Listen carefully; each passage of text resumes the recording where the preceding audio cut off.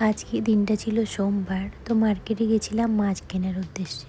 ভেবেছিলাম কিছু ভ্যারাইটির মাছ নিয়ে আসবো। মার্কেটে গিয়ে দেখলাম পমফ্রেট মাছ। পমফ্রেট মাছ তো আমি আগে খেয়েছি, কিন্তু কোনোদিন রান্না করিনি। ভাবলাম মাছগুলোকে আজ গ্রেভি না বানিয়ে ফ্রাই করেই খাই, একটু ডিফারেন্ট স্টাইলে। তো খুব সুন্দর হয়েছিল, তাই তোমাদের সাথে রেসিপিটা শেয়ার করতে চলে আসলাম। আশা করছি তোমাদের অবশ্যই ভালো লাগবে। তো দেখো, মাছগুলোকে ভালো করে ধুয়ে এখানে লবণ আর লেবু রস দিয়ে মাখিয়ে আমি কিছুক্ষণের জন্য রেখে দেবো। রেসিপিটা জানো তো, খুব সুন্দর হয়েছিল, তাই তোমাদের সাথে শেয়ার করলাম। তোমরা অবশ্যই বাড়িতে ট্রাই করে দেখো। আর দেখো, মাছগুলোকে তো আমি লবণ আর লেবুর রস দিয়ে মাখিয়ে রেখে দিয়েছি। তারপরে একটা মশলা বানিয়ে নেব। দেখো, 1 চামচের মতো লঙ্কা গুঁড়ো, 1 চামচের মতো গোলমরিচের গুঁড়ো, 1 চামচের মতো হচ্ছে আদা রসুন বাটা, আর হচ্ছে সামান্য পরিমাণ তেল দিয়ে ভালো করে মশলাটা মাখিয়ে নেব। এর মধ্যে কিন্তু আমি জিরে গুঁড়ো, ধনে গুঁড়ো কিছুই ব্যবহার করিনি, এমনকি হলুদ গুঁড়ো ব্যবহার করিনি। এটা সম্পূর্ণ একদম তন্দুরি স্টাইলে বানিয়েছিলাম।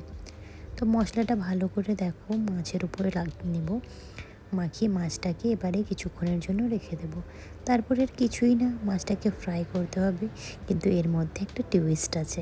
তো দেখো, মাছগুলোকে আমি সোজা তেলের মধ্যে ফ্রাই করব না। দেখো, এর মধ্যে আমি উপরে সুজি লাগিয়ে নিয়েছি। জানো তো, এই সুজিটা লাগাতে মাছগুলো খুবই ক্রাঞ্চি আর খুবই টেস্টি হয়েছিল। আলাদাই একটা ফ্লেভার এসেছিলো মাছের মধ্যে। তোমরা অবশ্যই এটা ট্রাই করো, খুবই ক্রাঞ্চি আর খুবই টেস্টি হয়েছিল।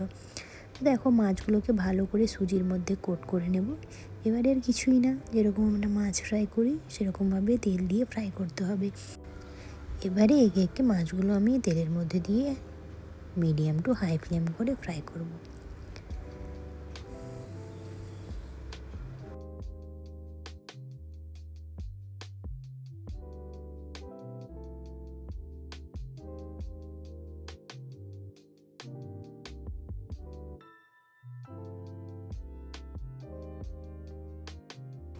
তো রেডি হয়ে গেছে আমার পমফ্রেট ফিশ ফ্রাই।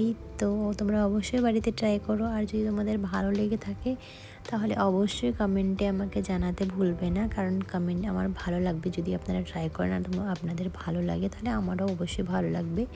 আর আমার চ্যানেলটাকে সাবস্ক্রাইব করতে ভুলবেন না। Thank you.